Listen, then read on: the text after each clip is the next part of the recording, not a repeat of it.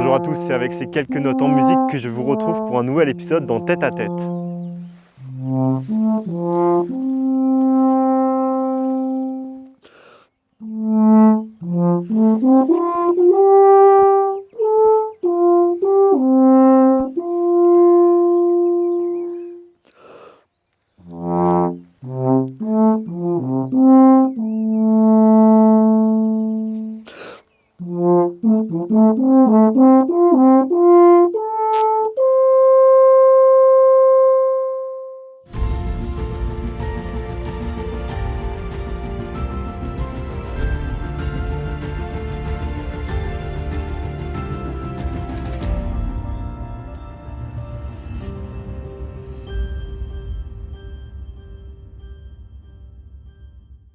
Je suis aujourd'hui au cœur des Aravis, au col de Planbois, pour partir à la rencontre de mon invité. Bonjour Alexandre Jousse. Bonjour Lucas. Joueur professionnel de Cor des Alpes, musicien professionnel. Première question, pourquoi tu m'as emmené aujourd'hui ici dans tes Aravis? Col de Planbois, c'est un col où il y a les montagnes de Manigot, là où je cours beaucoup, là où je fais beaucoup de musique, où il y a aussi beaucoup d'inspiration. Le Sulins, une montagne qui est vraiment accessible à tous et depuis laquelle on peut voir énormément de choses, notamment le Mont Blanc. Et puis de l'autre côté, la Tournette, la montagne mythique, la montagne aussi de mon enfance, qu'on rêvait tous à un moment de grimper, de gravir. Donc voilà, là on a un 360 de rêve parce qu'on voit tout. Et puis juste en dessous de nous, le col de la Croix-Frie et vraiment en dessous, Manigot. On te sent ici vraiment à ta place, mais t'es pas vraiment au Savoyard, t'es ch'ti il me semble. Ouais, exactement, je suis ch'ti d'origine et j'ai eu la chance de passer toutes les vacances de toute ma vie dans les Aravis, principalement à Thônes, dans le chalet familial. Et puis on a appris à skier là-bas, au col de Croix-Frie, on a appris un petit peu les us et coutumes des montagnes, voilà, vraiment à devenir un minimum montagnard ici. Et puis on a beaucoup de chance parce qu'aussi on a toujours beaucoup apprécié le fromage que font ces belles vaches, Oui. on les voit en liberté. Puis c'est vrai que moi je travaille beaucoup en ville pour les concerts et se retrouver dans un endroit comme celui-ci, au milieu des chèvres, des oiseaux, des vaches, là c'est tout les pissenlits, au milieu de cette herbe fraîche. On a vraiment beaucoup de chance d'être en nature avec, surtout on n'a aucune pollution sonore, si ce n'est les vaches qui nous disent bonjour. On peut dire que oui, la Haute-Savoie t'a adopté parmi les siens. Eh bien je l'espère, en tout cas moi je m'y sens vraiment bien. Bon, tu as toujours un Cor des Alpes à proximité, dans ta voiture, dans ta main. C'est ton instrument de prédilection, le Cor des Alpes. Exactement. Tu peux un peu m'en parler? Bien sûr, alors moi je suis corniste, corde harmonie, instrumentiste de base.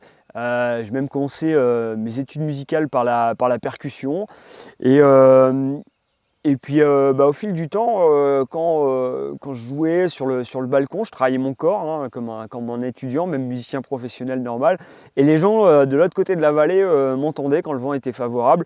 Et puis tout naturellement, je suis tombé un peu plus tard amoureux du son du Cor des Alpes. Et j'ai beaucoup travaillé puisque c'est un instrument qui demande, comme tous les instruments de musique, qui demande du travail. Et puis voilà, moi j'ai énormément travaillé. Je travaille toujours énormément mon corps et la musique. Et puis c'est devenu mon instrument de prédilection. C'est devenu mon métier aussi.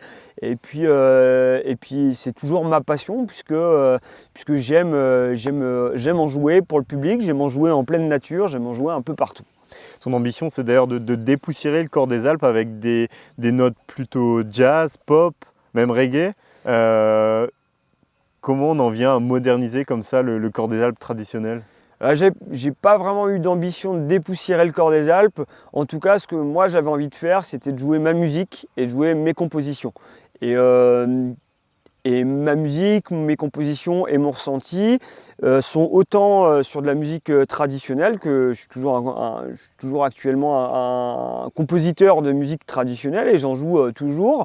Mais c'est vrai que c'est un tiers pour deux tiers de musique plutôt moderne parce que je suis plutôt là-dedans, quoi. Je suis plutôt dans l'improvisation, dans le jazz, etc. Donc autant je vais improviser de manière traditionnelle, un petit peu comme l'introduction, et puis je vais aussi improviser avec des pédaliers électroniques, en changeant des sons, etc., et en modulant. Et ça fait aussi partie de ma passion pour la musique. C'est important, c'est essentiel de garder le traditionnel, l'ancien et de le moderniser aussi. Ouais, je pense que jouer de la musique traditionnelle avec un instrument traditionnel, bah oui, c'est important parce que il faut toujours avoir un rapport avec les valeurs qu'a l'instrument et les valeurs d'antan. On voit là sur cette intro que bah, on a des résonances et si on peut jouer avec, bah, c'est juste merveilleux. Donc ce qu'on ne peut pas faire par exemple dans une salle de concert. Autre aussi information te concernant et pas des moindres, qui concerne la montagne d'ailleurs, tu es depuis cet été chasseur alpin.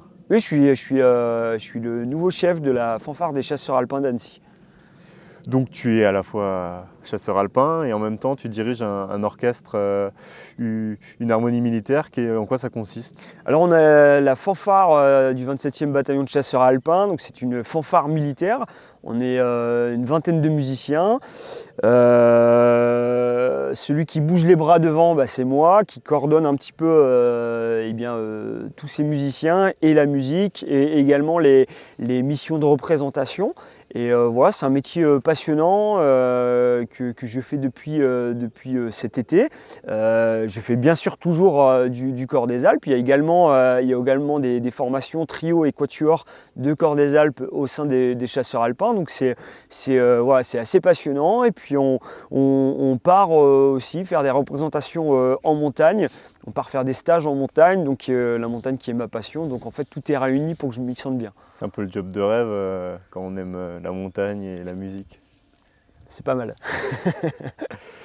Et du coup, dans tout ce que tu entreprends, j'ai l'impression que ton leitmotiv, ça a toujours été d'être dans le partage. Ça, c'est essentiel pour toi, le partage? Bien sûr, la musique, c'est du partage. La montagne, même si on va souvent en solo, mais c'est quand même un partage. Quand on va courir avec les copains, quand on fait de l'alpinisme, quand on partage une bonne descente de ski, que ce soit en ski de rando ou en ski de piste, effectivement, c'est important de partager. Et puis, quand je joue du Corps des Alpes aussi sur des endroits un petit peu insolites où voilà, il y a toujours une centaine de marmottes qui m'écoutent l'été et puis les vaches et voilà, donc ouais, on partage toujours, quoi. T'aimes le Corps des Alpes, t'es chasseur alpin, t'aimes le reblochon comme tu l'as dit, t'as tout pour être un savoir parfait là. Et j'aime le genépi. Et bah parfait. Bon et bien merci Alexandre pour cette belle découverte. Et c'est déjà la fin de cet épisode. Je remercie Xavier Bouquet et Théo Martinez qui assuraient aujourd'hui la technique. Et nous on se quitte de la plus belle des manières, en musique.